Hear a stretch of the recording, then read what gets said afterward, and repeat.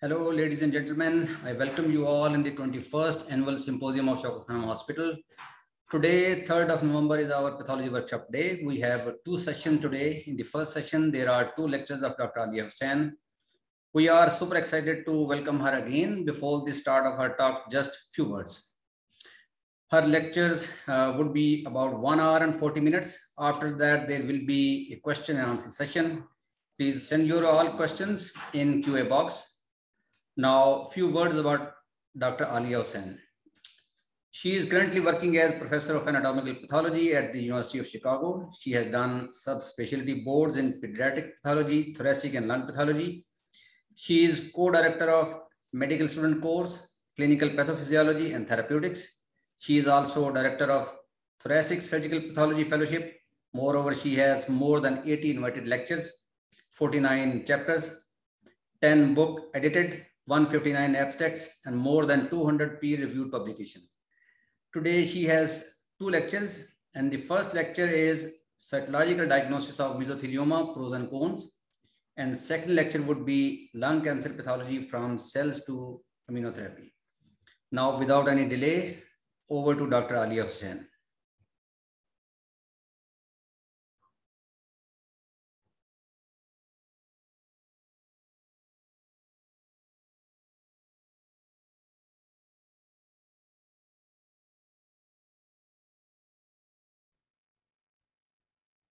Assalamu alaikum. First, I would like to thank the organizers of the Shaukat Khanum Cancer Symposium for this invitation to give you two lectures. The first of which is going to be Cytological Diagnosis of Mesothelioma, Pros and Cons. So as I begin, I want to clarify that I am not a cytopathologist, rather a surgical pathologist. So my area of expertise is thoracic pathology, but I do mainly surgical pathology, and I correlate cytologic diagnosis with it. So some of the material that I have is thanks to my colleagues here at University of Chicago who are cytopathologists, and I've used some of their cases to illustrate the points I'm going to be making. So I will start with the cytological diagnosis and then move on to what are the new updates on mesothelioma in general and how it is relevant to cytological diagnoses. And then I'm going to talk about the advantages and disadvantages of using cytology for this evaluation and summarize at the end. So I like to begin with a travel picture because I think it focuses people's attention. This is from Iceland this summer, where I went with my family. And one of my mentors always said that you should only use a picture that either you've taken yourself or you are in it. So for this picture, both are true. I have taken the picture, and as you can see here is my silhouette. And those who know me would recognize me by the outline, even though you can't tell from this picture who it is otherwise. Which brings me to the point that we only recognize those features or diagnoses under the microscope that we already know about. So visual or picture sort of image recognition is a key part of our practice. And so I will focus on the morphology to begin with. So let me start with the case. This is a unilateral pleural effusion in a patient, which is a very typical presentation for mesothelioma. And it tends to be persistent and have no other reason for it. And so given this picture, it is easy to see how you can tap the effusion and then send it for cytological analysis, which is what happens with us most commonly. On cytology, the fluid is spun down and made into slides, as you very well are aware of. And then it depends, the interpretation depends on cellularity. That's the first thing we assess, is how cellular it is.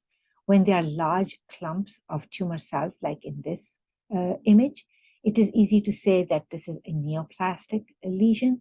And now the key would be to say, what kinds of cells are these?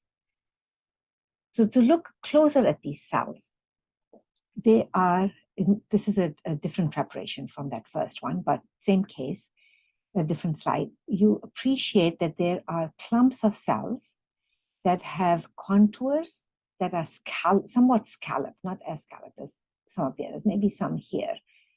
And they are tightly packed balls of cells in a background of mainly blood and maybe some inflammatory cells. So this much cellularity would also make you think of that this is malignant, but that is an impression that we make. Up until now, we have been suggesting malignancy based on morphology, but we have more tools than that to make a decision.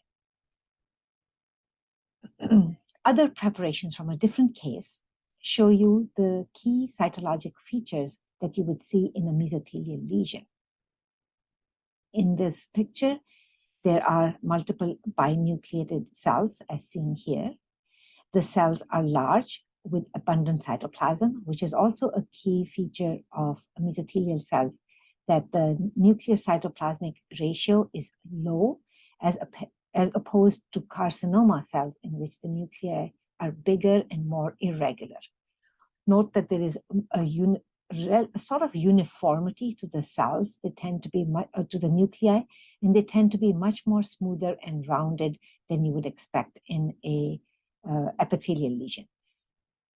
Also, the windows between the cells that are described here, that's because of the brush border, the long microvilli that keep them separated from each other, seen here or here seen very nicely. There may be also mitoses seen, although not in this field, but mitoses by themselves don't tell you whether these cells are reactive or mesothelioma, because both can have mitotic figures. Both can look like this image here, both reactive and mesotheliomas, and they can have binucleated cells in reactive as well. So how will you decide what it is? Here is a cell block, which then gives you an opportunity to perform multiple IHC stains, as well as use the tissue for molecular. So based on that, there is a panel of cells, of stains you can do that you can, to show that these are indeed mesothelial cells. So which IHC markers would you select for this purpose? It depends on what your differential diagnosis is. If you are thinking differential from adenocarcinoma versus mesothelial, a very good general carcinoma marker is Claudin-4, which may not be available in all labs. It is a relatively newer marker, but has been around now for a few years. So I would strongly recommend it. The advantage of Claudin-4 is that it has a no non-specific staining of mesothelial cells. It does have dot-like staining of the cytoplasm, which is not considered positive. That you can see in any cells, both in carcinoma cells as well as mesothelial cells. What you're looking for is a distinct membranous stain, which I will show you in a minute. Other carcinoma markers that are more widespread or have been used in the past include MOC31. MOC31 is a good stain in that it stains the vast majority of carcinomas, but it also stains up to 10% of mesotheliomas, and the mesothelioma can be quite extensive. Sometimes it's very focal, and you can disregard that, but sometimes it can be more extensive than that, and I find that a little difficult to interpret in that situation. Other markers, BG8, BERI-P4, monoclonal CEA, don't stain all carcinomas, so the fact that they are negative may not help you as much, because anyway, the message for this panel is that you need to use a panel of stains rather than depending on any one. For mesothelial markers, these 4 are the most widely used. Calretinin we have been using for many, many years now, WT1, D240 or podoplanin as it is called, and CK56. So there are advantages and disadvantages of each of these, and there are other tumors that stain. So you have to be aware of that and not use any one stain in particular. So my practice is to use at least 2 mesothelial markers and 2 epithelial markers to decide what the lineage of the cells is. You can use more markers if the clinical situation is not as classic, and also if your histology or morphology is not classic and you don't have enough. So I think using 3 mesothelial markers is fine, depending, how comfortable you are. Okay, so to just focus a little bit on the markers themselves, remember that calretinin, to be called positive for mesothelioma, has to have a darker stain in the nucleus and a lighter in the cytoplasm. This is the most diagnostic pattern, however, may not be seen in all the cells and not in all the cases. So you have to be aware of that pitfall. WT1 is only nuclear that is suggestive of mesothelial. Cytoplasmic staining is normally seen in endothelial cells and carcinoma cells as well. So disregard any cytoplasmic staining for WT1. D240 should be distinctly membranous, as shown here. So once you've established that the cells are indeed mesothelial, now you have to decide whether they are benign or malignant. Because remember, the markers that we have talked about so far will be positive in both the benign and the malignant cells. So far, all we have decided is that these are mesothelial. So how do we do that? One is to look at the cellularity and the morphology. And when there are highly cellular, multiple clusters of cells, you can suggest mesothelioma. Up until now, that is what the diagnosis has been, that on cytology, one could suggest that it was malignant, but a definite diagnosis was generally based on histology or a biopsy. So the biopsy is not always possible, and you do have to sometimes make a diagnosis on the cytology alone. So what ancillary tests will help you do that? Fortunately now, as you may know, there are several IHC markers that differentiate benign from malignant, and I'm going to show you a few of these. The most widely used is BAP1, and that antibody has been around for a while now, a few years. And now MTAP also has gained wide acceptance. A panel consisting of both of these antibodies can be used. And if any one of them is lost, it indicates malignancy in this setting. Other markers that are being used in some centers are 5-HMC and Merlin. So, but you do have to remember that for all these markers, they have to be deleted or lost. So when you report them, don't say BAP1 is positive or negative, because it's hard to for the reader to know what you mean.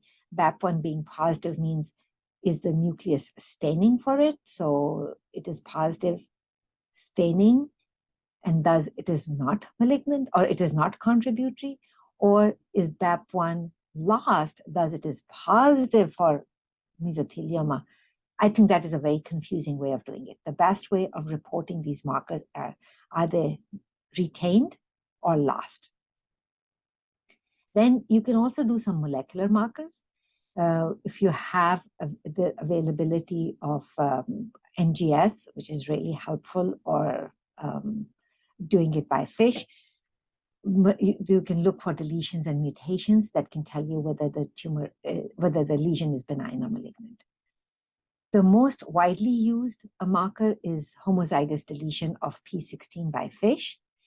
Now remember that P16, the gene for this, is on the same, is very close to where MTAP is located. Thus, when P16 is lost, MTAP is a surrogate marker, and if it is also lost, it tells you that P16 will be in over 90% of cases.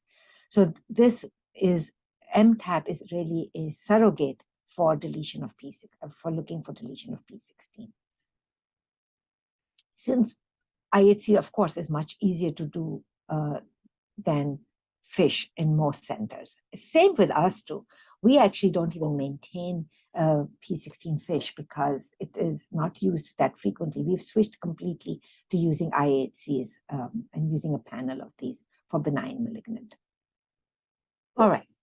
So to give you an example, here is an effusion cytology, which shows you some mesothelial cells, some are binucleate, and kind of similar to the case that we had in the beginning. So here, the BAP1 is nicely retained, showing you nuclear staining, which it doesn't help you one way or the other. Now, why do I say that? Because 60% of mesothelial, 60, maybe 70% of epithelial mesotheliomas will lose BAP1. So what about the others? The remaining 30 will have it. So if BAP1 is retained, it doesn't tell you benign or malignant. It only tells you BAP1 is retained, and it could be either. So when BAP1 is lost, as in this case, this is diagnostic of malignancy.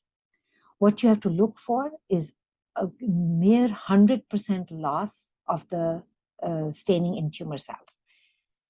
Occasionally, like in this cluster, you may say, well, is that a tumor cell or not? Maybe that. But remember, there are many macrophages and inflammatory cells that are intermixed with in these cases. And normal cells express BAP1. So you have to be very careful to look at the cytologic preparation and see which are really the tumor cells that you're looking for. So in a case like this, even though there are some intermixed cells here that are staining, I would say that those are likely to be inflammatory cells or macrophages, because the cells that are clearly tumor with these prominent nucleoli have lost BAP1. So when BAP1 is lost, first of all, it tells you that it is malignant. Secondly, it tells you that it's mesothelioma, because there are very few tumors that lose BAP1. There's a BAP1 lost, BAP1 syndrome, in which there is germline mutation and loss of BAP1, in which those patients can get multiple tumors, most commonly mesothelioma. But mesothelioma is easy to rule out in this setting. So once you've said that these are mesothelial cells and BAP1 is lost, I think you're all set with the diagnosis. To move, the next marker, which helps you distinguish between benign and malignant, is MTAP. And as I've said before, this is a surrogate for P16, or it is in an adjacent location for CDKN2. In this case, there are large, it's a very cellular exudate that we are looking at. But MTAP is staining all the cells, both the mesothelial cells and the inflammatory cells. Now, normally, MTAP stains both the nucleus and the cytoplasm. And to call it deleted or lost, often it is deleted in both cells. So here is that another case with MTAP lost in both the nucleus and the cytoplasm. But there may be times when the nucleus stains a little bit. It is the cytoplasm that has to be completely lost. So almost 100% of the cells should have no cytoplasmic staining. MTAP is a little trickier to interpret because it does have some more background staining. You look at these cells and they're not as clean. There may be little bits of brown showing through. That does not count as much, and you do need some experience in interpreting it. You may have to work with your conditions for the dilution to be the appropriate dilution of the antibody for it to be a crisp staining, but it is not as clean as BAP1, but very helpful. So MTAP lost, again, tells you that it is malignant. But just like P16, it doesn't tell you that this is a mesothelioma. MTAP can be lost in many other tumors as well, multiple tumors as well. Okay. So I'm going to move to a case to illustrate a point here. This was a 65-year-old female with intra-abdominal masses and ascites. So I'm not obviously a radiologist, but this image shows you a tumor here maybe one here, and there were apparently multiple tumors in the abdomen. And the patient underwent a biopsy as well as tapping of the ascites.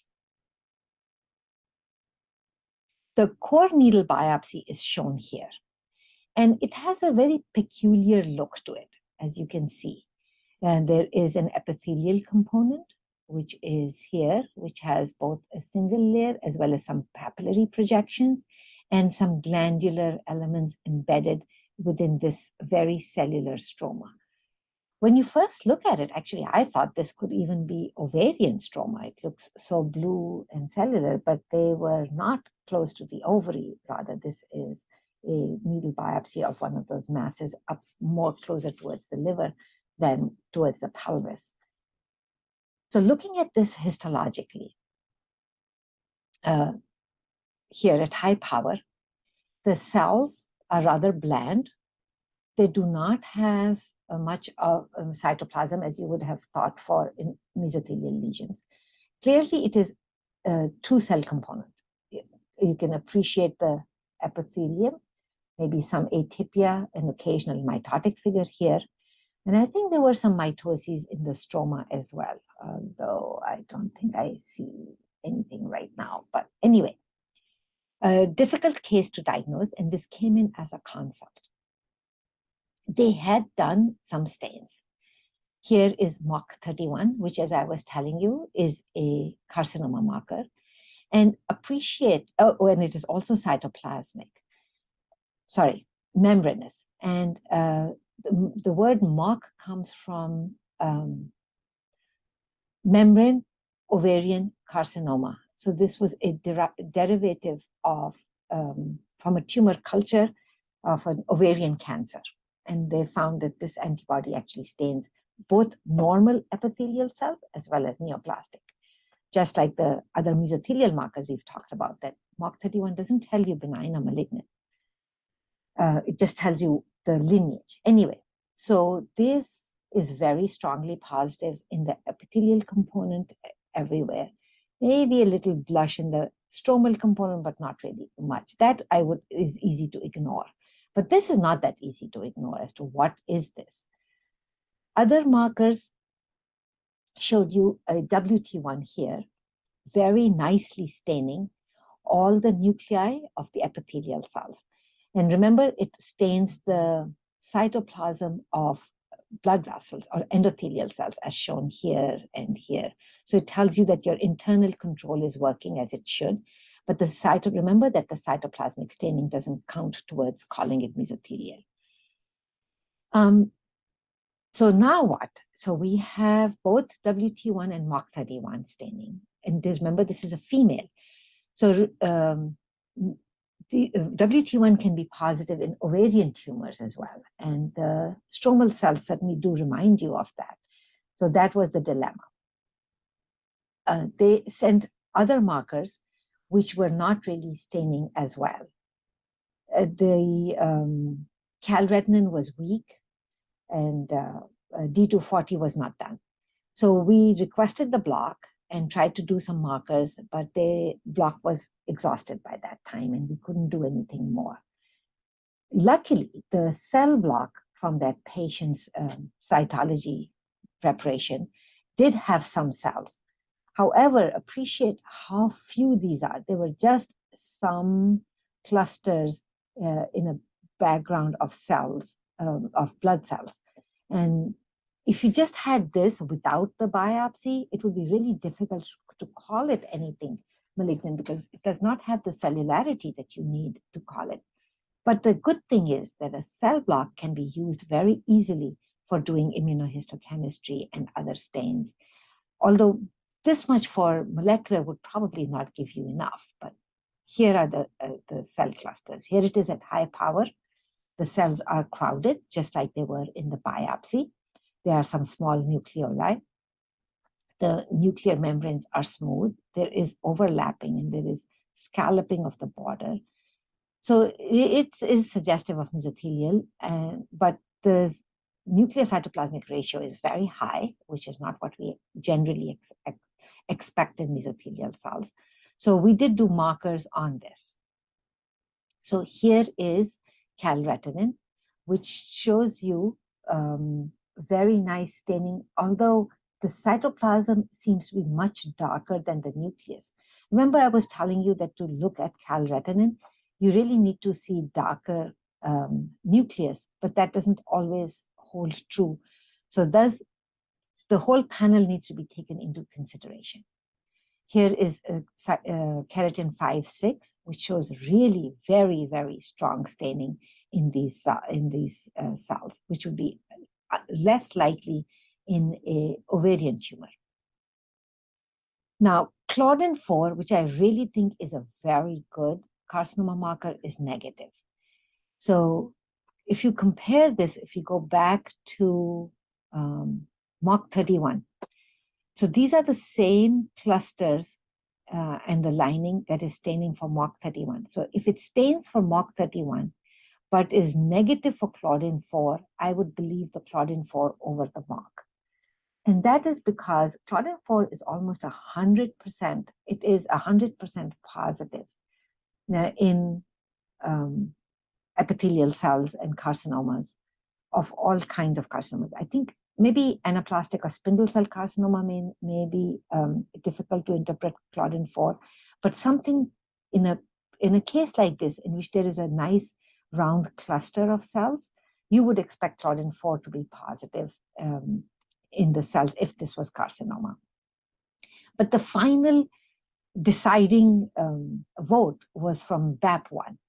And BAP1 in those same clusters is lost. You can appreciate the nucleus, which is nucleus in this nuclei in these clusters that are blue, and to compare them with in-house or inbuilt control of the same slide, many of the inflammatory cells are very nicely positive. Some are not. So remember, like interpreting any other IHC stain, nothing is 100%. We do expect the almost 100% of the tumor cells to lose BAP1 because it is clearly an all or none phenomenon, as opposed to 5-HMC, which greater than 50% loss is accepted as loss. So I recommend using claudin 4 and BAP1 when you're trying to decide epithelial versus mesothelial, because it's a very clean stain and easy to interpret, and BAP1 when you're trying to decide malignant versus benign, because BAP1 loss is very helpful. So in the end, based on a combination of that biopsy and the cytology, a diagnosis of biphasic mesothelioma was rendered. All right, so that much for application of the newer markers and molecular studies on cytologic diagnosis. Now I'm going to briefly go over some of the newer, an update on mesothelioma so that you can appreciate how it is relevant to cytology and what you need to know in that. Okay, so the update is both in the diagnosis and what we do and what other things.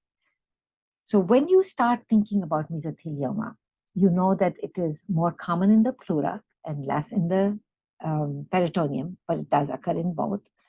It can also be multicavitary. And the female genital tumors, the WHO classification came out in 2020, but it has a very small section on mesothelioma since it is not as common, obviously. But to really read about what the newest approach should be to diagnosing mesothelioma, I would recommend the WHO book on thoracic tumors, which came out in 2021. This has a very nice section on mesothelioma, which is, I believe, equally applicable to the peritoneum, both in diagnosis and the molecular. There are some differences, which I will talk about between the two, but they're not that relevant to today's discussion. If you don't have access to the WHO, this paper by Sauter et al. is an excellent resource for the class. What are the updates?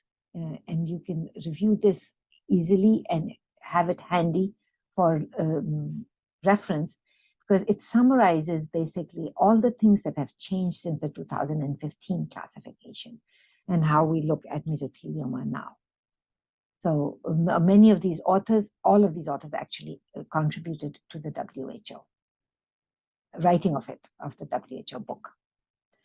Okay, so I'm going to focus more on some of the very newer entities or diagnoses, such as mesothelioma in situ and diffuse mesothelioma. But before I begin, notice that I'm not using the word malignant mesothelioma anymore, because it's been decided that that is redundant, because the word mesothelioma should only be used for malignant mesothelioma, what used to be called malignant mesothelioma. This is analogous to dropping the word malignant from malignant lymphoma. We just say lymphoma now rather than malignant or benign, because there's no such thing as a benign lymphoma. So to drop that word, the WHO has changed all the other lesions that are benign, to the word either tumor, cyst, or like well-differentiated papillary mesothelial tumor. I'm going to show you a few of these. Even though, I'm not so sure that you would see them on cytology that often or not, but here is an adenomatoid tumor, which can be usually not that large, maybe it can be 2 or 3 centimeters, but generally smaller than that. But one could imagine having a tumor and having an FNA maybe done on it, and you would have it. But so it is well circumscribed. It does not spread. It has no overtly malignant features. And most importantly, all of these have BAP1 as well as MTAP and 5-HMC, and all of those are retained. So they look benign and bland with stroma. It is a good it enters into the differential, especially in the peritoneum, where adenomatoid tumors are more common. The multilocular mesothelial lesion is now called, it used to be called multicystic peritoneal mesothelioma, which is a term that is no longer recommended to be used because of the confusion with malignancy. It should be called multilocular peritoneal inclusion cyst. They can be single or multiple, and they can be very large and could be, I believe, sampled on cytology, and you should be aware of this lesion. Again, they're bland mesothelial cells that they will, of course, express all the mesothelial markers, like this one showing you WT1 expression, but all the malignancy markers will be negative. BAP1 will be retained, and no P16 or MTAP deletion will be seen on this. Okay, so that's easy.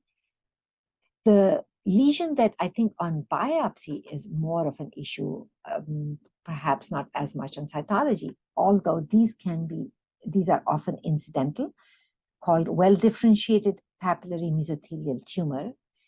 They can be multifocal, and they can be several, 1 to 2, 3 centimeters in size as well. Again, the word mesothelioma is no longer recommended. They are bland cells, often only in a single layer, which are lining these papillary excrescence. So there is an overlap with mesothelioma in situ that I will show you in a minute.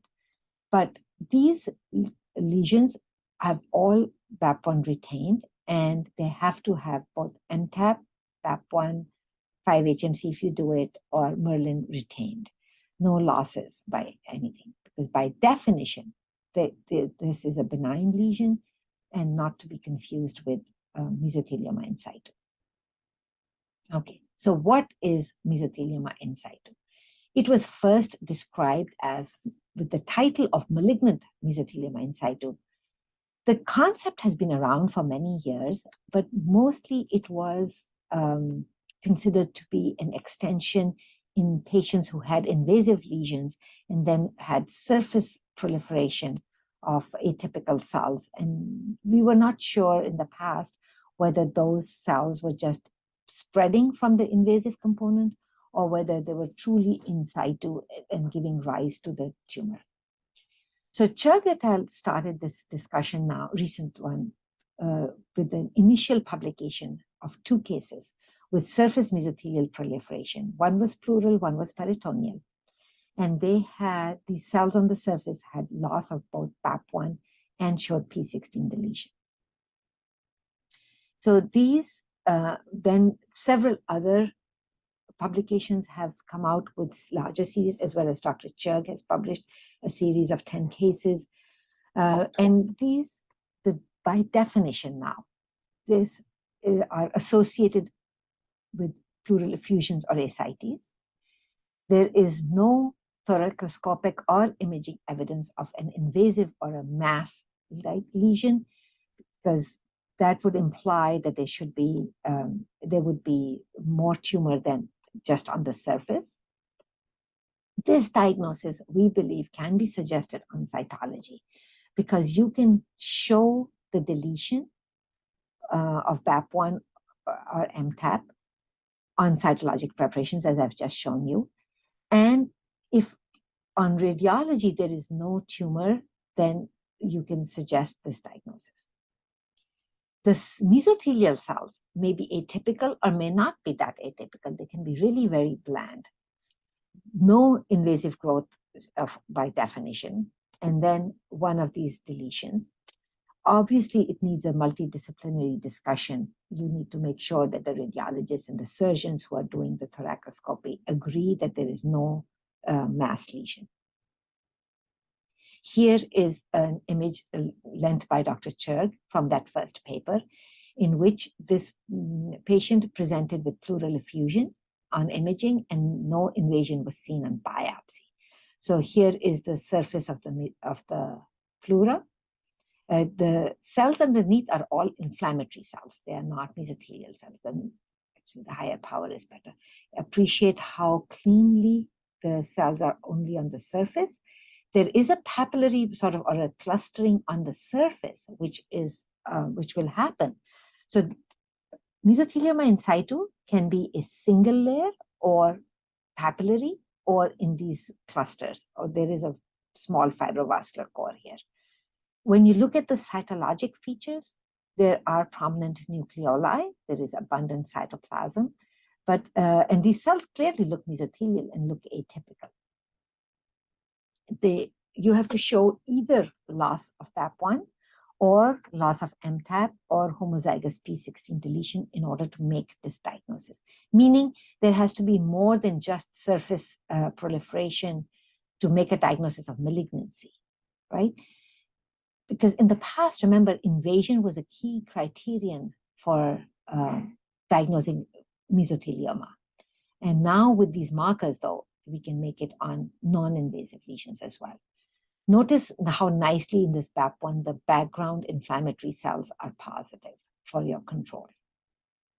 You can show P16 homozygous deletion by FISH, as shown here. Okay, so that was it for mesothelioma in situ. So it is diagnosed in patients who have recurrent effusion or clinically, but don't have any invasive lesion. To talk about mesothelioma, which is now previously called malignant mesothelioma, and we would now just refer to it as mesothelioma, as mesothelioma. Localized is very rare. I personally have not seen many cases, maybe one in the last 20 years. And that's, but there is a small series of about 70 cases collected from multiple institutions that's recently been published, and it describes the features of localized mesothelioma, in which there's a single mass. It presents as a single mass, and should not have others. The important reason to recognize is that it is surgically resectable and has a good outcome if it can be completely resected. But morphologically, it can be either of the 3 types: epithelioid, sarcomatoid, or biphasic. Okay. So moving on to diffuse mesothelioma. Diffuse means that there are multiple foci of tumor on the surface of the cavity, and it obviously can be epithelioid, sarcomatoid, or biphasic. On cytology, though, the cells that shed are only epithelioid in the vast majority of cases. I don't think we've seen many. Maybe I'll have one example to follow in which there is some spindle cells in it. But generally, unless you do an FNA on cells that are being shed naturally, are the epithelial cells that will be shed, so that the spindle cell component will not be sampled. So what is important are the updates in epithelioid mesothelioma? One is that the patterns can be subdivided into unfavorable and favorable. What the recent studies have found is that a solid pattern that's more than 50% is unfavorable, as well as this micropapillary pattern. The micropapillary implies that there will be wider metastases early in the course of the disease. So these patterns can obviously be suggested, especially the micropapillary, I think can be suggested on cytology, but not the solid pattern. So that's one of the advantages of doing a biopsy, is that you can appreciate the pattern. There's other cytologic features that are unfavorable, rhabdoid and pleomorphic, can be seen on cytology, but these are rare. Then you have to grade it also, and I'm going to talk about that in a minute. So the pleomorphic pattern is more than 10% of the cells show this very anaplastic look with multinucleation, very high nuclear cytoplasmic ratio, and prominent nucleoli and much larger atypical looking cells. Rhabdoid and small cell patterns are shown here. They are so few cases reported that the prognosis of these two is not clear, whether it makes any difference to the outcome or not. So the WHO recommends that epithelioid mesothelioma be described in architectural patterns, and you have to say the favorable or unfavorable. And we've talked about the unfavorable in the solid and micropapillary, whereas the others that are remaining are favorable. The cytologic variants, both pleomorphic, I guess, and rhabdoid are considered unfavorable, whereas the small cell clears, all of these, we have no prognostic value. If you look at the stroma, and more than 50% of the cells have, the background has myxoid stroma, then it is a more favorable pattern. So that's for the patterns. The next WHO recommendation is that you should do a grading. The grading is done by looking at the atypia and giving it a score of 1, 2, or 3. Then you add to that the mitotic score. The mitoses can be up to 1 per 10 higher power fields, 2 to 4, or 5 or greater. And that gives you a score of 1 to 3. Those two are then added up to give you a grade.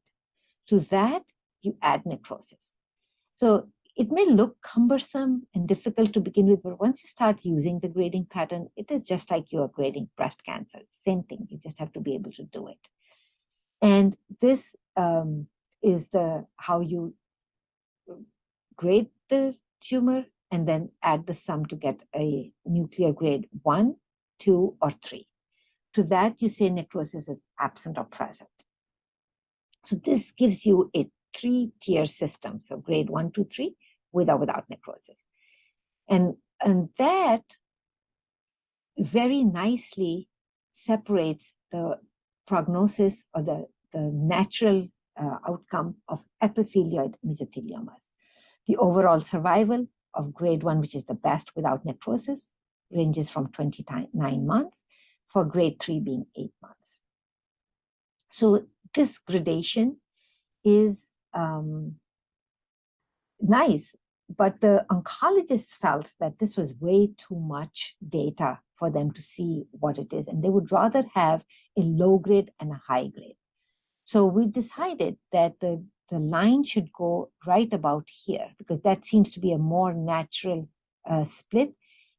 So any grade 1 and grade 2 without necrosis are considered low grade, and the remaining 2 are high grade. So for reporting, the way we do it, what is recommended is that you give for epithelioid, give a grade, and then say, give the pattern. You can give BAP1 as well as PDL1. So that's for the epithelioid. For sarcomatoid mesothelioma, obviously, there's the usual classic things, pattern that looks like a sarcoma. There is desmoplastic, which is bland. Here it shows invasion into the underlying fat. Either one of these can have heterologous elements, as shown here. There is an osteosarcomatous component to it. So it is rare to see the sarcomatoid mesothelioma on pleural effusions, but here is one in which it was suggested. It's a relatively recent case with a few atypical elongated cells and more here that were called sarcomatoid. I think this is the only case that we know of in our institution where we called it.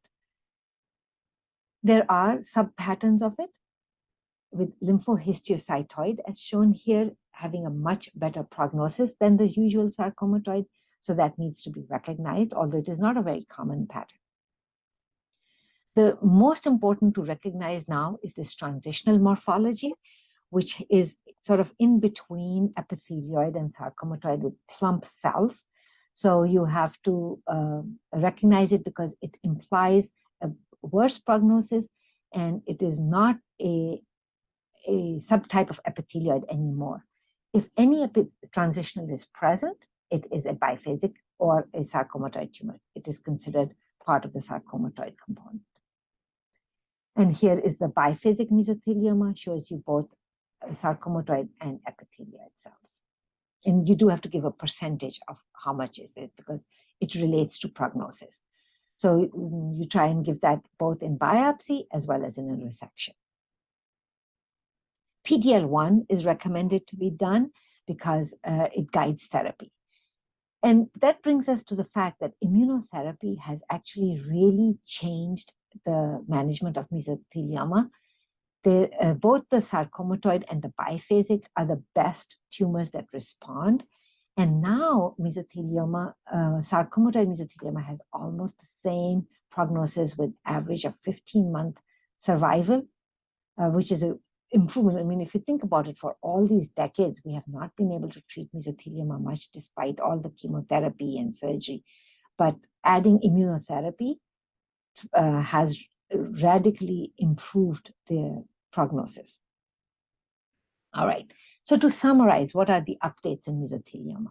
It is now called just mesothelioma. The mesothelioma in situ is an accepted diagnosis.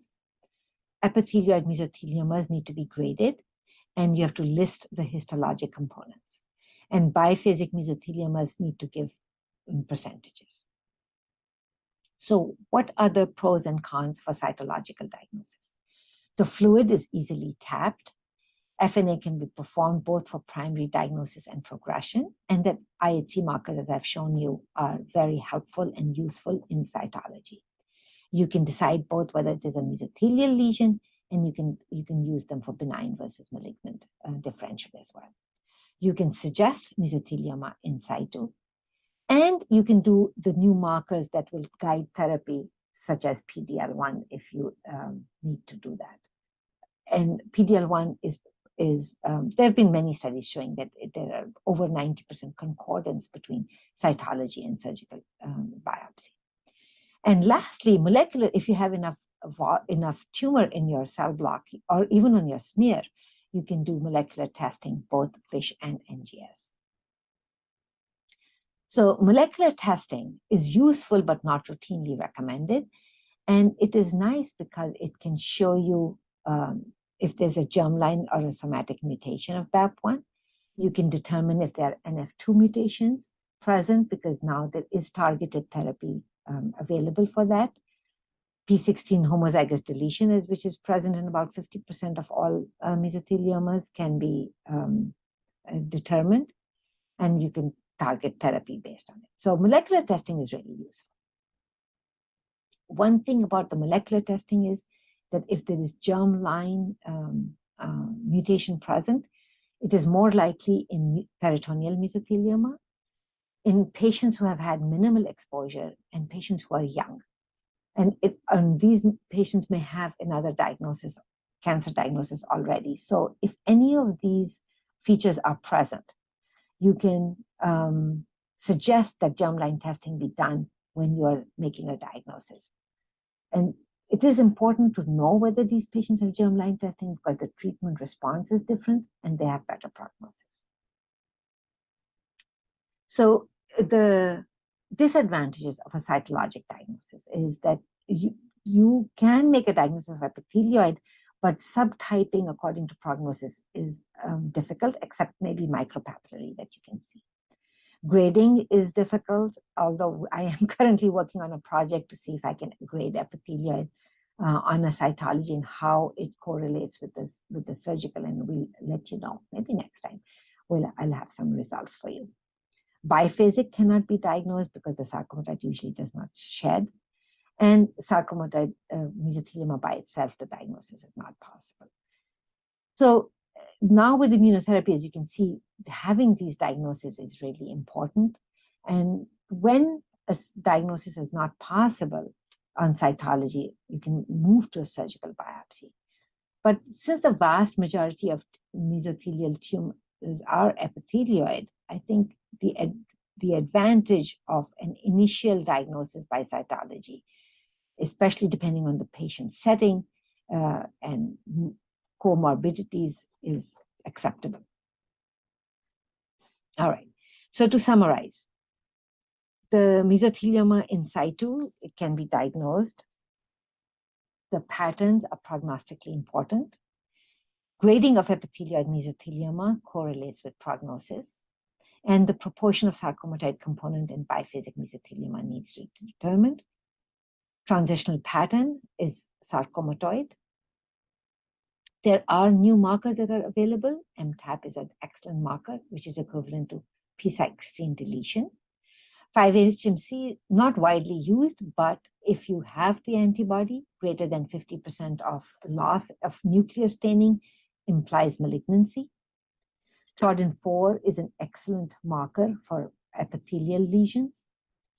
GATA3, which we have not talked about really, but I did mention in my previous talk that I gave to you some years ago, is a helpful differential between sarcomatoid mesothelioma over sarcomatoid carcinoma. For BAP1, if it is deleted by IHC, it tells you it's malignant. It also tells you it's mesothelial, and it implies a better prognosis. And in germline mutations, BAP1 cancer syndrome can be diagnosed. So I used a lot of references. Here are some of the more useful ones. And I would like to thank you for your attention. And I will end here and be available for any questions at the end.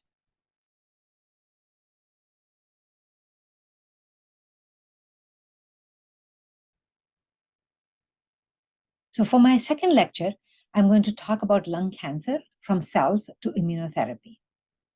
And as I've said already, I am not a cytopathologist, rather a surgical pathologist. So I'm actually going to talk about cytology in the context of how we use it to make a diagnosis, how the morphology is important, what IHC stains are applicable both in cytology and in biopsies and tissue specimens, what molecular analyses are indicated in lung cancer, what are the other therapeutic targets that we look for, as well as post-therapy resections. So I'm going to start with this picture from Chicago. This is called the Bean, although the official name is the Cloud Gate. It is a sculpture which is a very popular place to visit for tourists. And normally there are many people all the way around gathering here, walking underneath and taking pictures of their reflections from the bean. But in this picture, you will notice that there are no people here. Rather, in the reflection, you see that the people are far away. Actually, we are all behind a barrier. And that's because this was taken during the pandemic, early time of the pandemic, when even outdoors, there were a lot of restrictions and people were not gathering underneath it. So a picture tells you a lot of story, But you have to know the context. So for this particular picture, you have to know that normally there are people that would be collecting here. But the fact that they're not here is because they're present but not under the beam because of the pandemic restrictions. And knowing all of that, you could look at this picture and make a diagnosis. Similarly, in lung cancer, as well as in many other things that we do in pathology, clinical context is important. And how we interpret the image in front of us depends a lot on what is the clinical story as well as what is required to be done. And so I'm going to focus on that today.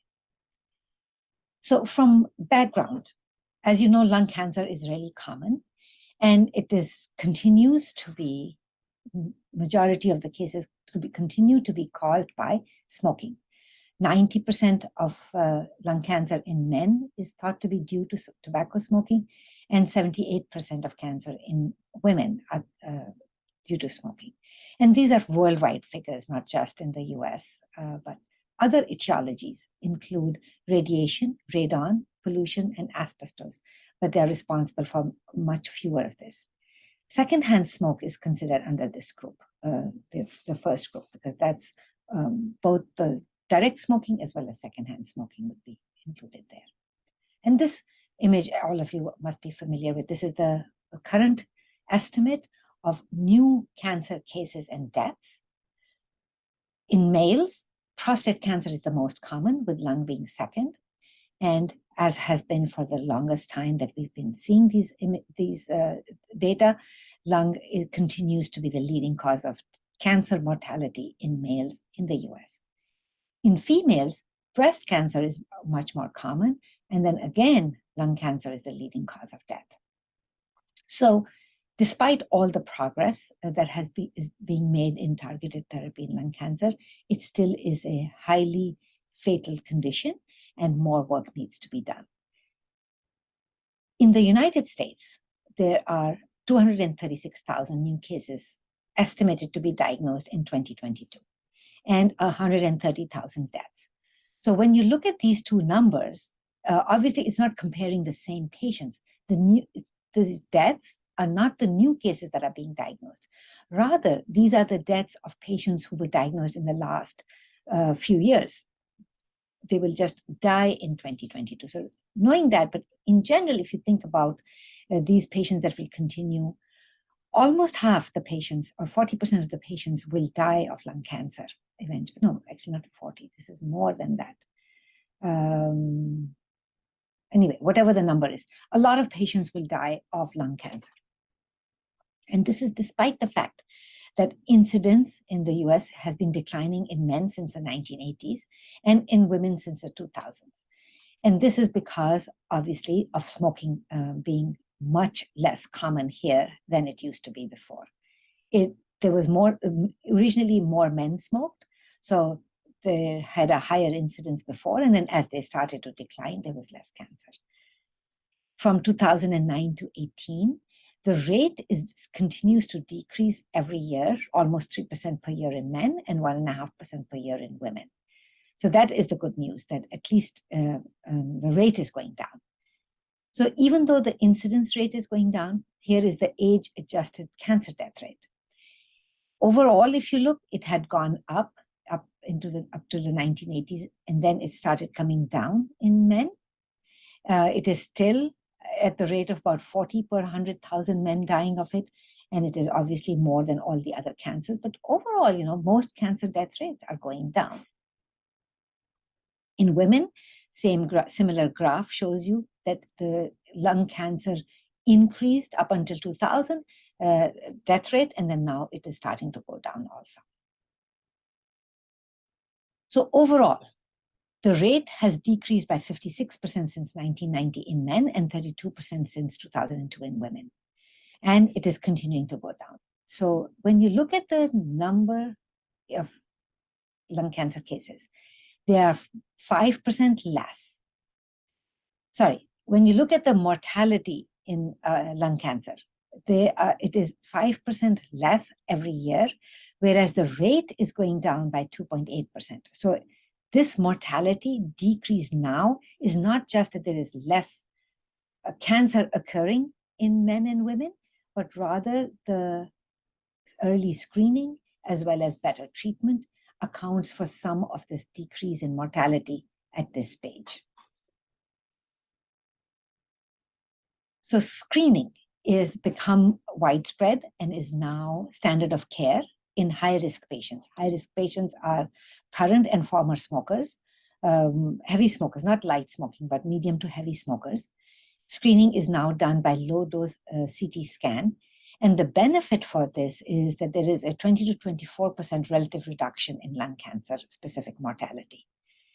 And overall, lung cancer was diagnosed in about 1.1 to 4.7% of screened participants, and most of these were early stage disease. So that means that this led to cure in a vast majority of these patients since they were early stage. The harm of this screening is that false positive results do necessitate tests, which are unnecessary and procedures. But overall, the thinking is that the benefit far outweighs the false positives. So screening, it took many, many years and many studies to establish lung cancer screening, but it is now standard of care. Screening by chest X-ray or sputum cytology is actually not recommended because there has been no benefit shown in the studies, meaning that there has been no reduction in lung cancer mortality in the patients who were screened by chest X-ray and or sputum cytology. Rather, these people did have false positives and that resulted in a lot more testing, unnecessary testing. So the best screening or the only screening that's recommended is low-dose CT scan. How does this translate to a global incidence of lung cancer? Over 2 million cases will be diagnosed in the world, and 1.7 million of them will die. So the incidence now is still increasing in some regions. And note that these some regions are in Asia and Eastern Europe. These are areas where smoking is still highly prevalent. And the thinking is that that is the leading cause of the lung cancer in these regions. And worldwide, also in women, breast cancer is more common, but the lung cancer is the leading cause of death. And this shows it in a graph. The women in red shows you, although some of these incidences, we may not be sure of the numbers that are being reported, but it shows you the number of lung cancers per 100,000 inhabitants. In North America, there has been a decrease, but it doesn't seem as dramatic as those the slides that I showed you, but this ends in 2020. In Asia, there is a slight increase, and in Europe, there's also an overall increase if you look at the incidence in women. In men, there is a very dramatic decrease in North America. South America also, it seems there is a decrease. In Asia, maybe flat or a little bit higher in some areas, and in Europe, decreased since 2002, but not as dramatic as in North America. So what is going on in lung cancer? The classification was just updated. I would strongly recommend looking at the WHO. It has a lot of detail about the various types of lung tumors, all kinds, obviously. But today I'm only going to focus on the more common ones. And actually, I'm not going to talk about the large cell or the typical carcinoid tumors because of the time. And I do have to focus on some areas. So what are the areas today for discussion? The WHO 2021 has updated a number of recommendations. There is a broader emphasis on genetic testing than before, even though in 2015 there was some genetic testing recommended. Now there's even more of that. There is a section that is entirely dedicated to the classification of small diagnostic samples. These are the biopsies or cytology specimens, and I am going to talk about that a little bit.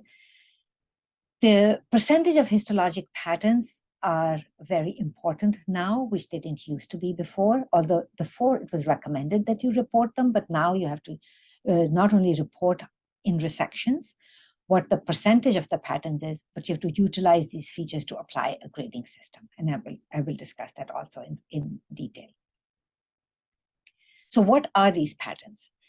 The grade of lung cancer, it is recommended to be graded as 1, 2, or 3. And I like to use the term well differentiated, moderately or poorly differentiated, because I think the words mean more to the clinicians than just 1, 2, and 3.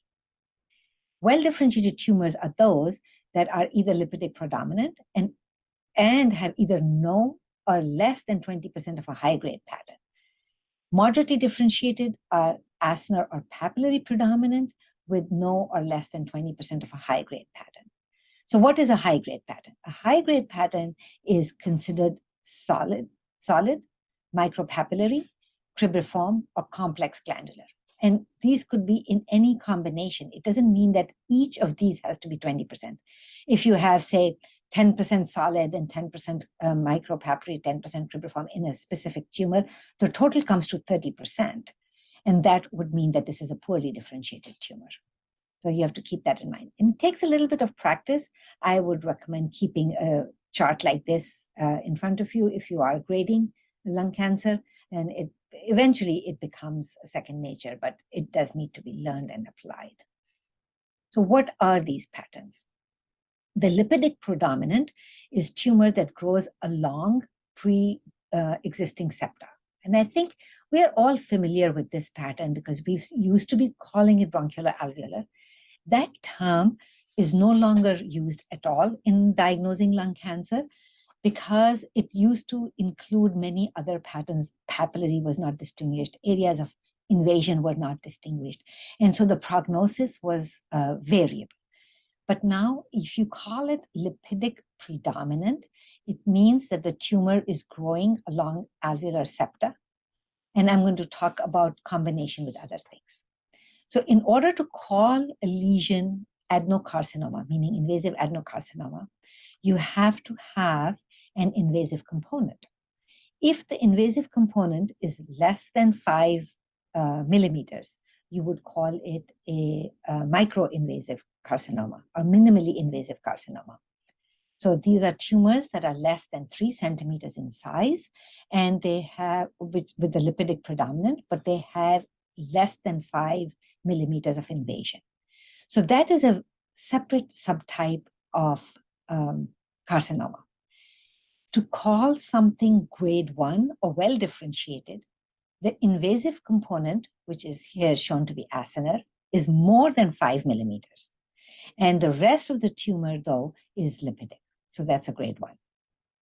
In grade 2, the acinar component and micropapillary components, or any one of these, can be up to 80% of the tumor has to be that, and less than 20% will be the high-grade component. You can obviously have acinar, papillary, and lipidic, but it is not a lipidic predominant then. So if these are about equal, so you would then give a total percentage. What I find easy to do when you are looking at multiple slides, you look at the resection, you look at the H&E, and then you kind of figure out what percentage each of these patterns is. And this is an eyeball estimate. Nobody marks them and then sort of measures or calculates because the therapy is not that dependent on your grade, but the prognosis is somewhat dependent on it. So it is worth doing the percentages on H&E. The high-grade tumors are shown here. This solid pattern shows you sheets of tumor cells. And the micropapillary, this particular section is taken from an area of metastases in a lymph node. So they are in these spaces, but they may be in spaces, they may not be. The key feature is that the little clusters of tumors do not have a fibrovascular core. The nuclear morphology can be low grade or high grade. This particular one is very high grade. You can see this atypical mitotic figure right here. And you can compare the size of the nuclei to the lymphocytes that are here and see that these nuclei are really large. But the nuclear grade is not taken into account in this way of grading. Rather, it's pattern-based. And it was shown that pattern-based is better correlated with outcomes and prognosis. So this is being recommended now. Cribriform is also part of high-grade pattern, and so is complex, in which you can have single-cell infiltrates or very unusual shapes of the glands, very complex patterns, maybe some areas that you would call solid, like here, but so that would be high-grade. Next point I want to make is that the TNM, or the staging that's done for lung cancer, the change is that only the invasive tumor is considered in the T. So, for example, if you have a 2.5 centimeter lung cancer, but 70% of that is lipidic and only 30% is invasive, then what you would have to do is take that 2.5% and calculate what 30% of that is. So that is 3 and 3, 6 millimeters, 7, 8 millimeters, something like that. So your invasive focus now is 8 millimeters. So the T will be T1A rather than a T1C, which the growth size of the tumor would have suggested. So you do have to take that account. So thus now, when you are doing the patterns, it makes it very easy because you will have had a lipidic component, and that's the only component that does not count towards the size. Invasive, either acinar, papillary, micropapillary, all of those patterns will then total up to your invasive component. Spread through air spaces is a relatively recent concept that was described from Memorial Sloan Kettering, I believe, many years ago, and it took a while to be accepted. What this is, when you look at the edge of the tumor, which is here, lower part here, the tumor cells are spreading not along the alveolar septa as it was in the lipidic pattern. Rather, they are just little islands of tumor cells, either in little papillary clusters or single cells. And they are just continuously going from the tumor for a distance. This is shown at high power here, where you have small tumor clusters, even single cells that are spreading through it. This is important to recognize because it gives a poorer prognosis overall, and that has been shown in multiple studies now. And it also portends a higher local relapse risk. So they don't go back and resect more when you say that STAS is present, but they will certainly follow up more closely. Next, there are a lot of new concepts in lung neuroendocrine neoplasms classification, but that is not what I'm going to focus on today. Also, there are additional tumors that are described, such as the SMARCA4 deficient undifferentiated tumors is now included in the WHO. There are also, for each tumor, essential and desirable diagnostic criteria that are given. Now, if you don't have easy access to the WHO 2021, all of these changes are very nicely summarized in this paper from 2022. First author is Dr. Nicholson. And you can get that. And if anybody needs a PDF, let me know. I'm happy to send it out. Since the WHO was published, there have been other comments that have been made on it, one of which said that one should incorporate the molecular in the diagnosis itself. For example, your line diagnosis should read invasive mucinous carcinoma of the lung with ALK rearrangement. So the response from the WHO group for this was that the WHO is really meant to be applicable throughout the world. And there are many areas where molecular studies are not available, not readily available, and many people do not perform those. So to recommend or to require molecular testing is not applicable to many countries. So thus it is recommended but not required in the classification. So why are we talking about the molecular studies so much? As you know, that the targeted therapy for non-small cell lung cancer has been increasing since about 1990 when the first EGFR inhibitor was developed. It was really applied in the early 2000s. And then since then, as you will notice over time, as time goes on, there are more and more inhibitors that have been discovered and now are widely available for therapy. So this begs the question then, how many of the lung cancers have these mutations, meaning how many patients will be treated this way? So the drugs are multiple, and I'm not going to talk about any specific drug, but this diagram shows you nicely that these mutations occur along the membrane, and these are expressed tyrosine kinases, and the inhibitors are multiple. They also affect the downstream pathways, which can also be targeted. So these, oh no, this is upside down. I don't know how that happens, but I did put it in the straight ahead. So this is an art gallery. Sorry about the upside down picture, which I like going to, and it kind of is very reflective and dark, and the exhibit is seen here. To transition now to what we contribute to the lung cancer. We've talked somewhat about the diagnosis. And the staging. I'm going to talk more about the prognostic factors and the therapeutic targets. And how we do that is by a wide variety of specimens that we receive, and there are advantages to each one of them, which I will discuss. Also, we evaluate both pre-therapy and post-therapy specimens. Starting with cytology.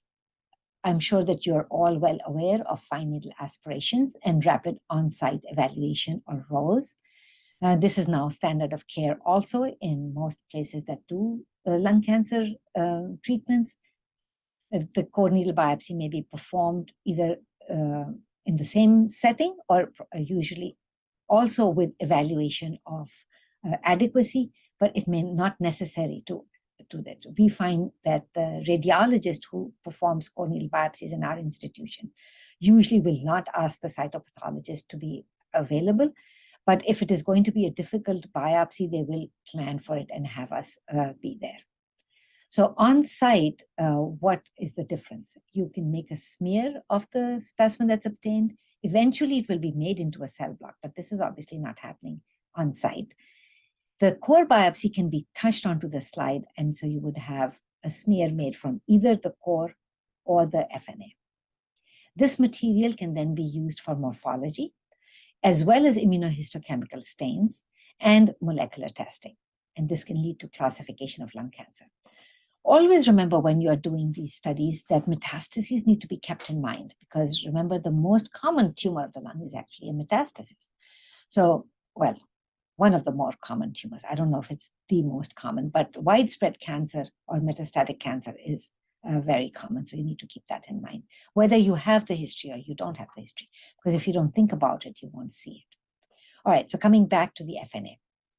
So you can either get fluid, cells, or small tissue fragments from which you make a smear. At least 2 slides should be made, shown here. And the one slide is fixed in cytolite. The advantage of this is that the one which goes into cytolite is that it has a hemolytic agent and has a very clean preparation. That slide can then be stained with Papa-Nicolau stain as shown here. Giemsa stain is done on site as well after only air dried. This material then is very useful for molecular studies. So at the time of on-site evaluation, the pathologist or the cytotechnologist decides how much tumor there is present. And if it is adequate, they will go back and do 2 extra passes to give us extra tissue material for it. So this is our workflow at the University of Chicago, where we are on call, or the cytopathologist really is on call for on-site evaluation. The tech actually goes and makes the slides. They can do it by screen share. They have a microscope, and the cytopathologist looks at the slide. And once the diagnosis is made, they decide which material to go for cell block and for next-gen sequencing. And the DiffQuick slides are sent to molecular. This is a great advance we find, because these slides are ready. They don't have to be processed. Sections don't have to be cut, so the turnaround time is faster. They also have whole nuclei on them, so they yield a much better DNA as well as RNA. And from 2 slides or even one highly cellular slide, they can get enough DNA and RNA to run the panels. When you are evaluating the on-site, I think the most important thing one says is whether it is a non-small cell or a small cell carcinoma. So this is shown here, very nice illustration of a cluster of tumor cells with irregular nuclei, hyperchromatic, multiple nucleoli, and all the features of malignancy that you would expect. So when you make this diagnosis, this is when the additional smears will be taken for molecular studies. If you were to call it a small cell, this so far at our institution, we are not submitting for molecular studies, although there are many that are in the works. By molecular, small cell has been subclassified into 4 subtypes, and the trials are underway to see how they respond differently to different therapy, and there are some treatment differences that are starting to show up, but it is not widely applicable now yet. And just to complete the small cells while I'm at it, this would be the kind of a smear that would be adequate for molecular studies, but this turns out to be a small cell with fine chromatin, lack of nucleoli, relative lack of nucleoli, molding, and very scant cytoplasm. The cell block shows similar features with some crush artifact and necrotic material in the background. Here seen at higher power, some more crush artifact, but certainly looks like a malignancy. And if you have any doubt, which we do, and now we routinely do stains, because I think making the diagnosis has become even more critical because the therapies are just so different. Keratin is very nice in small cell. It shows you the scant amount of cytoplasm and also shows you this dot-like pattern, which is very characteristic of small cells. It is not present in all of them, but when it is present, it's very helpful. Synaptophysin is positive here in a number of cells, and so is CD56. CD56 in our experience tends to be stronger of all of them, whereas chromogranin would be the least strong of the stains. Obviously, other markers can also be done. So that was small cells. So if you have a non-small cell, you would perform stains as needed, including TTF1 to classify it into adenocarcinoma and P40 for squamous cell. So in order to conserve tissue for additional studies, we tend to do a very limited panel of stains. Now, basically, when I make a diagnosis of non-small cell, we do TTF1, P40, unless there's obvious differentiation and there's obvious keratinization, then you don't need those 2 stains. So we would not do it then. And then we do a PDL1 routinely for therapy, and I'll show you some PDL1 stains, and then send the rest for molecular. So minimum staining panel. If you have doubt about whether this is carcinoma or not, then you would do other stains. So what other stains? So in a pleural effusion, obviously mesothelioma, which I just talked about, is in the differential. And I've actually added some more stains here to show you, which I didn't include in the mesothelioma talk. So some of those I will illustrate here. So Claudin 4 is shown here on a cell block, and it works very, very nicely. It just as nicely as it does in a tissue section. You see the granular membranous staining, not cytoplasmic, right? That is not what you're looking for, but this is certainly positive. And what this tells you is that this is epithelial and not mesothelial. Oh no, another upside down picture. Ah, wow, well, this is the view from my balcony. It shows you the Chicago Marathon that is running along here, and this is in the fall, current weather. Specimen handling to continue with the other biopsies. So now that we're done with the fluid and the cell block, when you get a core needle biopsy, we recommend that you only put 1 core in each cassette. That way, you save tissue and you cut only 1 H&E, and you will have tissue left in all of the blocks for additional stains. This kind of a slide is not recommended, or this kind of a processing is not recommended. Each core needs to be put separately so that you do IHC stains on only one block, and then you have the rest of the tissue saved. When do we get core needles like that? When the lesion is obvious, or if it is not reachable by bronchoscopy. They prefer doing bronchoscopy because at that same time, you can sample the mediastinal lymph nodes and the hilar lymph nodes if there is any lymphadenopathy for staging. So staging is highly recommended before the operation and obviously the diagnosis. So we tend to get a lot more FNAs than we get core needle biopsies. But something like this, which is very peripheral, would be easier to reach by a needle biopsy. Then this patient would have had to undergo two procedures. First, to make a diagnosis of the tumor, and then to stage the mediastinum. These two images also show you progression of disease. Adenocarcinomas generally are thought to begin as lipidic growth or carcinoma in situ, giving you more of a ground glass appearance. And then as the invasive component becomes larger, you see a more solid, or you can have a part ground glass and part solid. These can be biopsied, which we don't recommend doing any frozens on, but can be done. Wedge resections are very commonly sent for a frozen section if they have not been able to get a diagnosis first. And on frozen section, the diagnosis is between small cell and non-small cell. Although I think the main diagnosis is just malignant, so that they can go ahead and do a lobectomy and a lymph node staging procedure. Here at high power, to show you the tumor and the overlying pleura. As you will notice that there is some irregularity and defects over it, and it's not the easiest to determine whether there is pleural invasion. So for frozen section, we recommend not cutting right where the pleura is, but rather taking a frozen away from it so that this portion can then be submitted for permanent section. So you can evaluate for invasion of the pleura. So when you get the sections, what are you going to do? So this particular tumor shows you a solid pattern.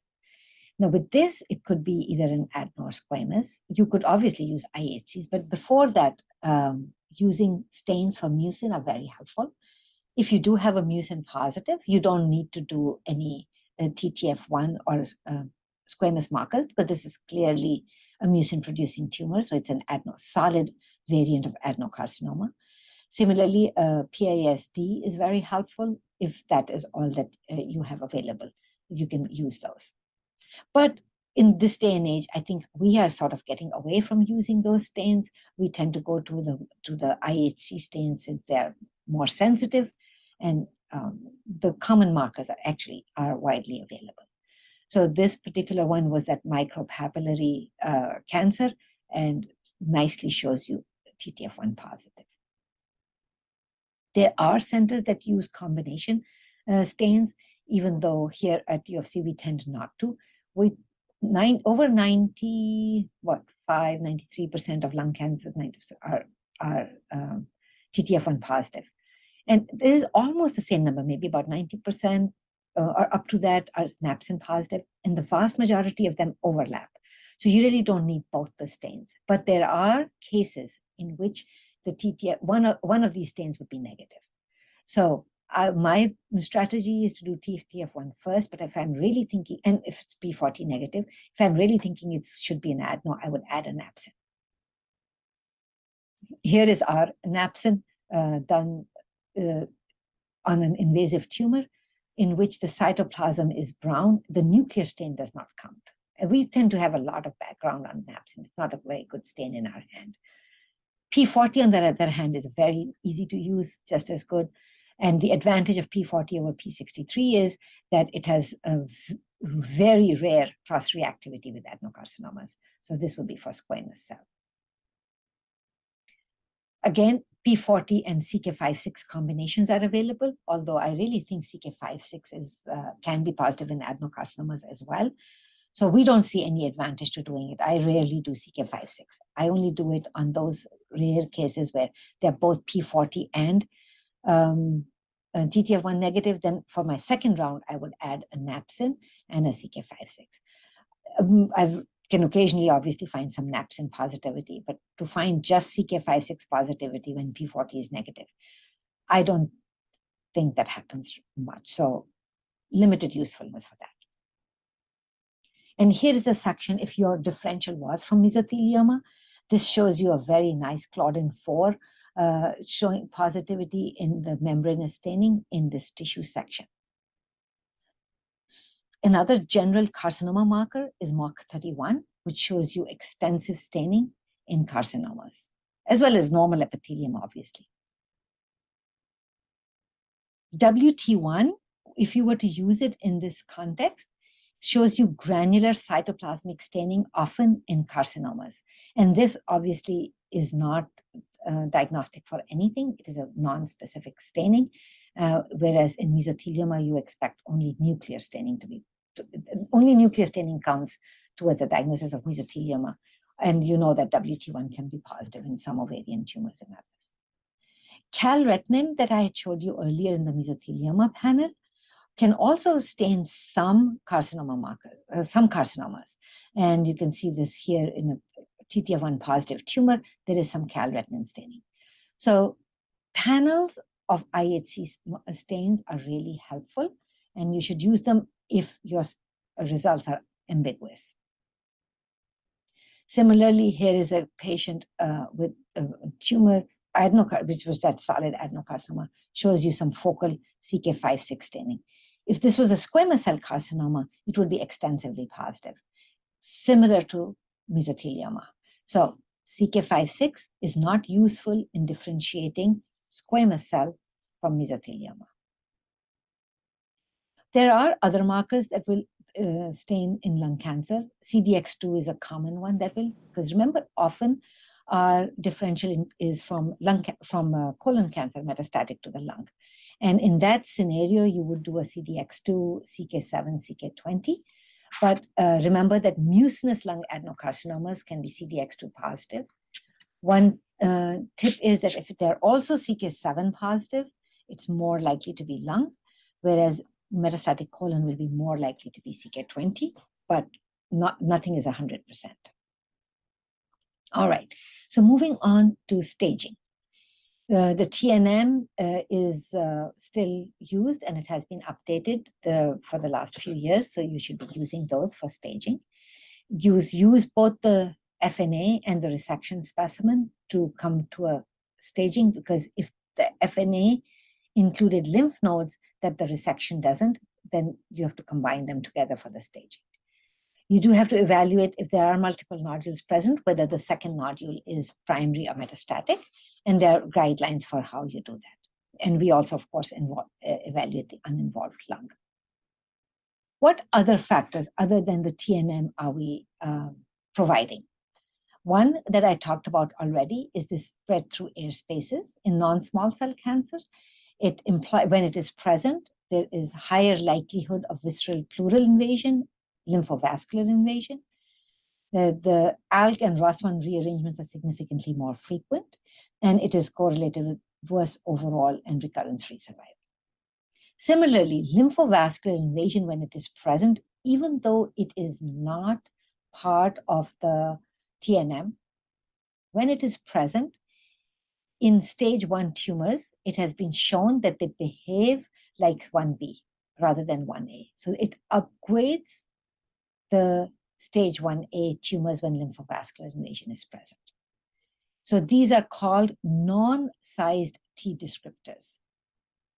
And you do have to mention them. So they're part of the protocol, right, as you do the lung cancer protocol. So what else do we do? In all our lung cancer patients, we look at predictive biomarkers such as PD-L1. And this has become widespread, both in cytology and in tissue sections. And both we do that in the pre-therapy and in the post-therapy only if there has been progression of disease. All right, so how do we evaluate for PD-L1. Only membranous staining counts. Just like we were saying for Claudin-4 that only membranous staining counts, here also it's only membranous staining. And only membranous staining of tumor cells. There are other systems available that are in use for other tumors in the body, specifically breast cancer and several others, in which the tumor infiltrating inflammatory cells also count towards the score, so that you have to provide two different scores in that system, one tumor only and one with the inflammatory cells. In lung, and as well as in mesothelioma, it is very simple. We look at the tumor and you ignore all the necrotic areas and the inflammatory cells that are in the middle, which are macrophages. So if you look on this panel, these cells at the periphery are the tumor cells, and there really is no staining of the tumor. All the cells that are staining, if you go high power, even this little thing in here is a macrophage that's infiltrating. And it is a matter of judgment. So I always look at the H&E first, and then I look at the PD-L1 to say what is the tumor and where are the macrophages. Because the macrophages are the most important pitfall in interpreting PD-L1. Because macrophages, as shown here, are not only limited to the lumen or of the tumor, but they can be infiltrative or present in the stroma as well, and can cause a problem. So the recommendation is that you give staining either 0, 1 to 50%, or more than 50%, which are the groups that are illustrated here. But in my practice, we have started giving in 10% increments, not even that. So I would say, I say 0, 1 or 1 to 2, 5%, 10, 15, 20, because I really feel that over time, they will find some difference or different targets that will say, if it was, say 20%, it's different than 40%. Because remember, we are not actually doing a very scientific estimate. This is just looking at a slide and trying to guess how many of the tumor cells are staining. And if you actually use just a 50% cutoff, like here, more than 50 or less than 50, there is more inter-observer reproducibility, and that is in general a good mark to use.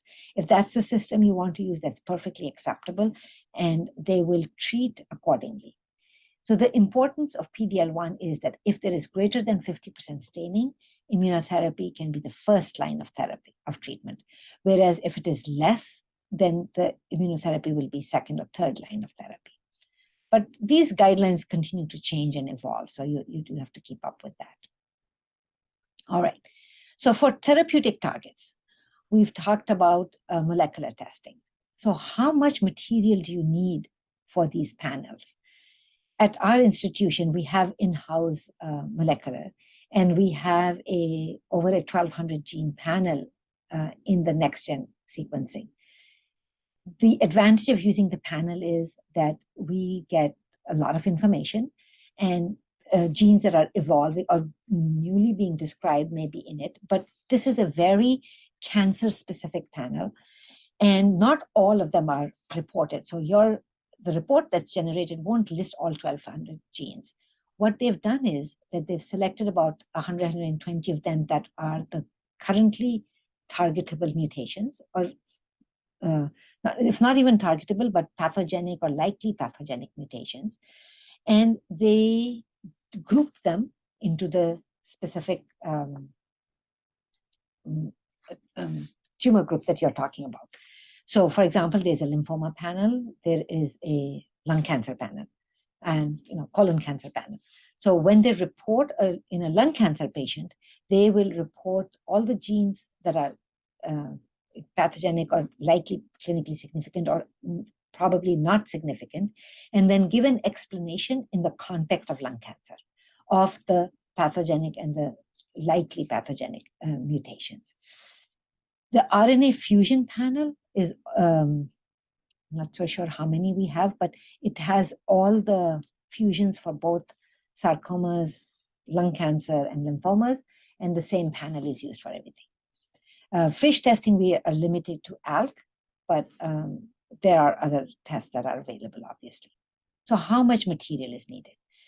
The circulating tumor cells or cell-free DNA is useful because it is a blood test, and it can be used for monitoring the patient over time as well.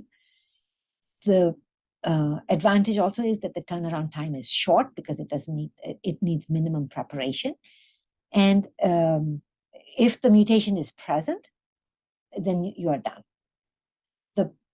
The drawback is that if there is no mutation present, you don't know if that is because there isn't enough cell-free DNA, or if there weren't enough tumor cells, or tumor cells are not being shed, or what is the problem. So not all patients with lung cancer will this technique work. Cytology, smear, or cell block, as I've said, the smear is much better than the cell block.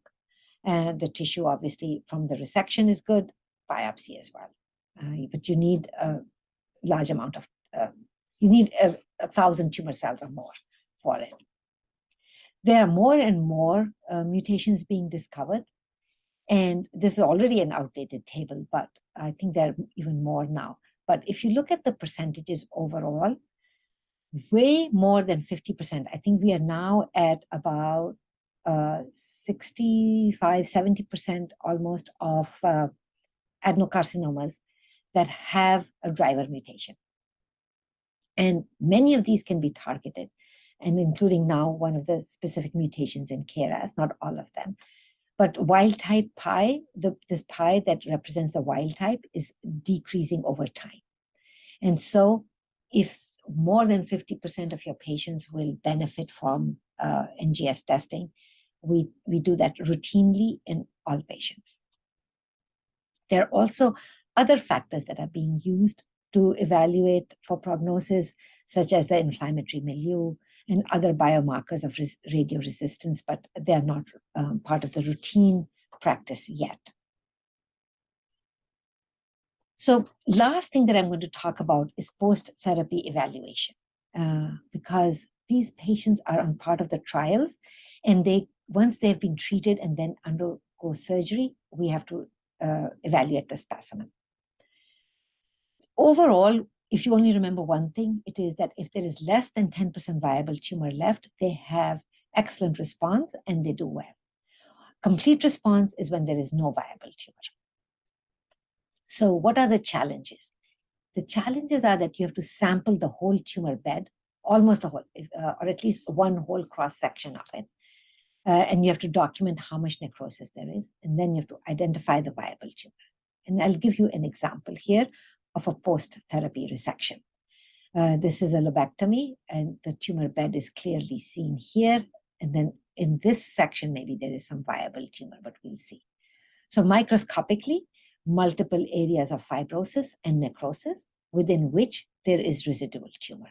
The tumor now looks much more anaplastic or atypical than the pre-therapy specimen was, with very high nuclear atypia and nuclear cytoplasmic ratio. The uninvolved lung will show changes of therapy, both of chemo and radiation, which could be, so including pulmonary hypertensive changes, fibrosis, which can, and a lot of inflammation in the background, which can also complicate things. Here at high power, in this particular case, tumor is readily identified. You see clusters of tumor cells. But if you only had some residual ones along it, it might be difficult. But nuclear enlargement and atypia is much more striking when you compare it to the background inflammatory cells. Also shown here, marked atypia. So we don't classify the tumor again, or we don't grade the post-therapy tumors, but you will mention the post-therapy changes. Here is a different patient, also a post-therapy resection with a much smaller tumor bed left now, which was completely submitted. And on evaluation, you have only occasional large cells as seen here. And the texture of this cell, even though there's a very prominent nucleolus here, the texture of the nucleus is kind of similar to the other cells here, which are clearly reactive. So reactive pneumocytes can become very atypical after therapy. Also, I'm showing you different areas from that same tumor. the background of some plasma cells and lymphocytes, and the tumor cell, macrophages or pneumocytes. You can also do stains if you think these are macrophages, like this cell probably is. But the pneumocytes will, of course, be keratin positive, so that doesn't help you. It does help you if the original tumor was squamous, but not if the original tumor was adeno, because these cells would also be TTF1 positive. So it is an H&E judgment as to whether these are tumor cells or reactive pneumocytes, and I think that these are all reactive. Other changes that can happen, so we've talked about fibrosis, necrosis, and nuclear atypia as reaction to the therapy. Small cell carcinomas are also well known to change after therapy. Here is an example of a typical tumor called small cell with keratin and synaptophysin. And post-therapy, so this patient got extensive chemo, and then 6 months later had another biopsy.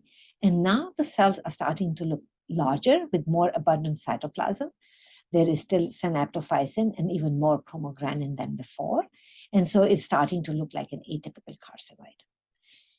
And then this patient actually went on to have a very slowly progressive disease, and they did a resection 1 year post-therapy. Here is a portion of the bronchus, and now this really looks like trabecular, maybe a few apoptotic necrotic cells here, but here are mitoses.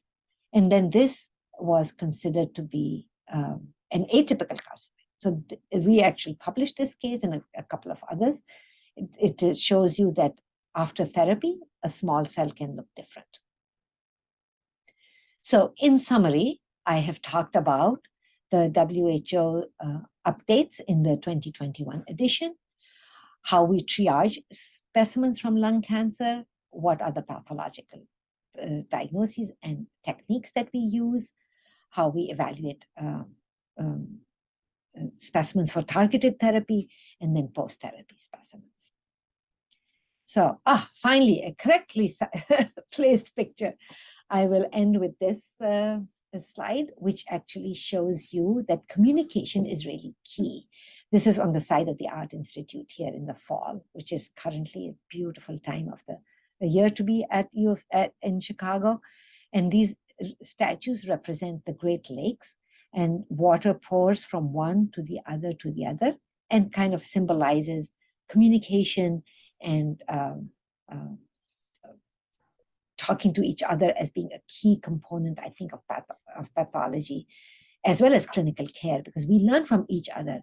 And I think the pathologist is only as good as the clinician demands them to be.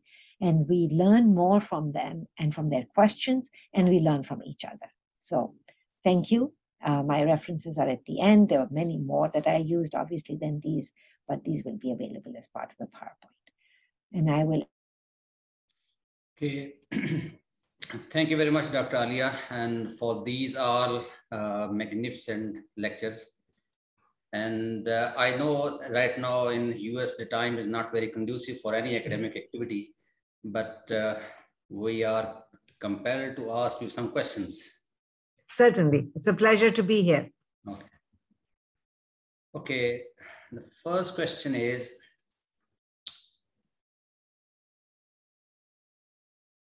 the first question is from Dr. Nida Babar, who is resident in Shaukat Khanum Hospital. Can P16 IHC help in differentiating between benign and malignant mesothelioma? Okay, so that has been studied, and it is not to be considered the final test, but if you have nothing else and only P16, you can do a stain. So if P16 is strong or present, helps you in saying that it is unlikely to be deleted. So, or even normal level of staining if you get without, getting accumulation. But if the P16 stain is not, if it's not staining, then the chances are that it might be homozygously deleted, but it might not be. And it's just bad, it's just not being expressed enough at a level to be detected by the IHC. So it can be a guide to whether you need FISH testing. Otherwise, by itself, we don't use the IHC currently to make a diagnosis. Okay, so we have another question. Is it the history of recurrent and repeated effusions in the absence of a mass lesion that will guide us to suspect mesothelioma in situ and go for panel for basic mesothelioma stains and BAP1? So basically the question is there any... Yes. So yeah. but the key part is that it is unilateral effusion. Okay. So unilateral effusions either on pleural or abdominal are especially recurrent over months and years. Sometimes you have a history of 1-2 year history of effusions is very suspicious, especially if if the patient has no renal failure, no cardiac failure, and otherwise healthy, nothing that would explain any effusions. But unilateral pleural, recurrent pleural effusion is very suggestive of a mesothelial proliferation. Yes. Okay. Another question from Dr. Usman Hassan. What is your experience with regard to use of WT1, carnitine, and BAP1 in sarcomatoid and desmoplastic mesothelioma, especially in small biopsies? So for desmoplastic mesothelioma in a small biopsy, the best stain, WT1, I would say you would have a 50-50 chance. Calretinine, even less likely to be positive. The best stain is D240 for sarcomatoid mesothelioma. It's the most likely to be present. And you also need to do, in that setting, probably a GATA3 would be helpful, because clearly above 90% of sarcomatoid mesotheliomas are GATA3 positive. Not 100%, nothing is 100%, but well over 90% are GATA3 positive. And there are very few other tumors that are GATA3 positive. So you have to be careful it's not a breast cancer, for example. But other neoplastic conditions such as sarcomatoid lung cancer is GATA3 negative. One more thing to remember is that all of these stains are positive in normal reactive subpleural tissues. So just the fact that only GATA3 is not enough. BAP1 is rare to be deleted in sarcomatoid mesotheliomas, only about 10% of them. If you're lucky and it is deleted, that's helpful. The stain that's even more helpful is MTAP. MTAP is a surrogate marker, as you know, for P16. And if that is deleted, and that would be deleted in over 90% of these cases. So if I was to make a panel for a spindle cell tumor, I would choose some of the keratins just to make sure that it is keratin positive. WT1, D240, and MTAP. Okay. So there are many questions from Dr. Usman Hassan. Sure, go ahead. Yeah. I have time. Okay. PDL1 guidelines continue to change. Is there any website you can suggest which can be followed to keep ourselves updated regarding PDL1 scoring and reporting guidelines? So they do change to a certain degree. I think now they're becoming sort of stable. The problem is that the PDL1 is different scoring systems and different reporting in each of the tumors. So you need to look up for that particular tumor what it is. I don't think I'm aware of a central area where all of them are in one place. Maybe the drug, the company that makes the drug, their website might have some information, but that would be worth looking into to have it handy, yes. And since I only do lung and meso, and I'm not as concerned, as worried about other areas, I'm not the best person to ask for other sites. Okay. So in your institution, which NGS panel used for lung carcinomas? Is it commercially available? It is not commercially available. It is an in-house developed panel, but it is being shared now by 17 other institutions in the US. If you need one done, we are happy to run the panel on international specimens, and I have done already a few cases. We can negotiate a pro bono, consultation, which I do all the time for any case that's submitted to me from Pakistan. There is no charge for review for IHC or any other stains that we need. And we have now included molecular testing for consult cases from other countries. Okay, so last question. Spread through air spaces mimics artifactual displacement on H&E sections. Yes. So what is your approach to minimize the confounding factors? Okay. So my approach is that whatever is spreading through the air spaces, I report it. Because currently they are not doing that much. They're just following more closely. They might, if they've only done a segmentectomy, they might go to a lobectomy. But the reason they did a segmentectomy was patient was in poor health and would not tolerate a lobectomy. So there's not much more they can do.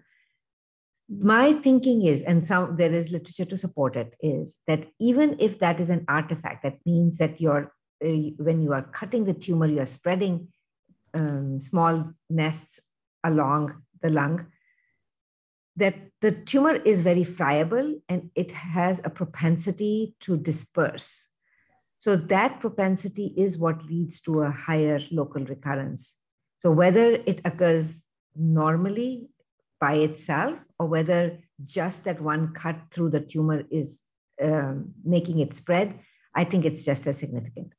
But there are 3 or 4 pointers in the WHO and other papers have shown that, and how to differentiate just contamination or from the knife. One is if it's at the edge way away from the tumor and there's nothing in between, then that's a contamination.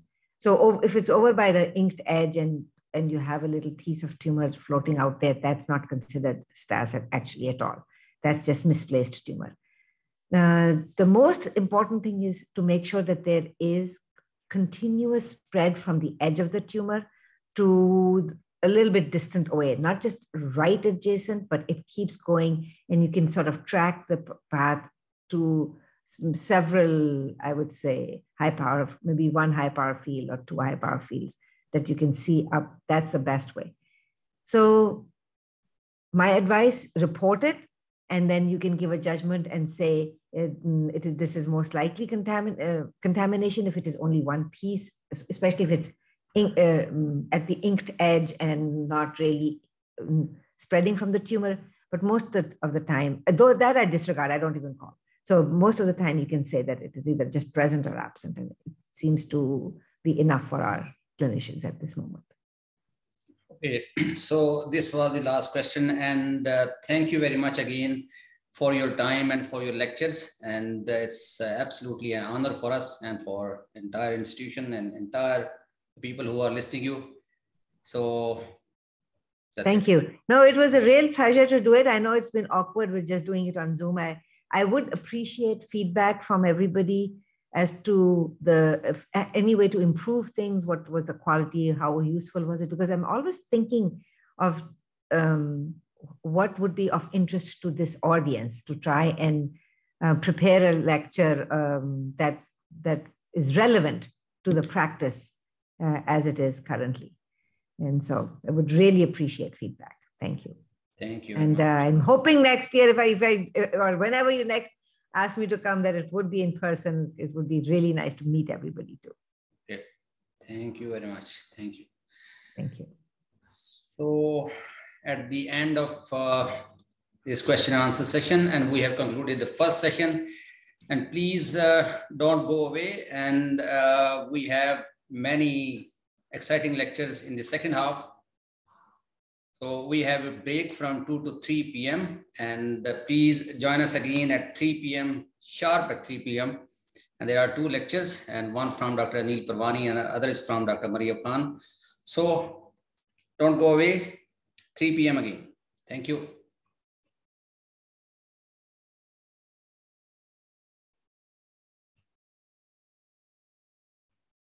So I assume that is it for me, Dr. Mudassir. Yeah, absolutely. All right. Let me know how the rest of the symposium goes. Yeah. And thank you for the invitation. It was a real pleasure to work with you. Thank you very much. Okay. All right then. Bye-bye. Khuda Hafiz.